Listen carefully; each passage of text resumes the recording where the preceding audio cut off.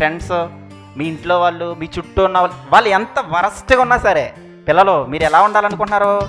మన దేవుని పోలికలో ఉండాలి. మనం పొరపాటుని వాడిని అణిచేద్దాం, వాడి మీద అజమాయిషీ చేద్దాం, ఇలా ఉండకూడదు.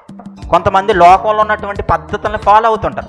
మీరు పొరపాటును కూడా వాడిని ఫాలో అవ్వకూడదు. ఎందుకంటే మనం ఏం చేయాలంటే మన దేవుణ్ణి ఫాలో అవ్వాలి. దేనినైనా సరే ధైర్యంగా నా వెనక దేవుడున్నాడని మీరు ముందుకెళ్ళాలి. మరి యోవాషు గారు 7 సంవత్సరాలకి రాజు అయిపోయారంటే ఏ ధైర్యంతో? దేవుడున్నాడనా లేదా? దేవుడున్నాడనే ధైర్యంతోనే కదా. అలాగే ఇకపై నుంచి మీరు కూడా ఏం చేయాలో తెలుసా?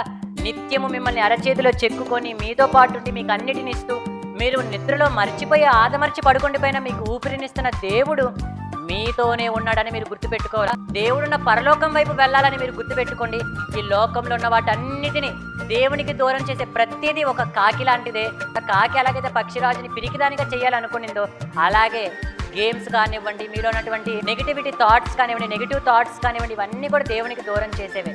వాటన్నిటిని కూడా మీరు మర్చిపోవాలి.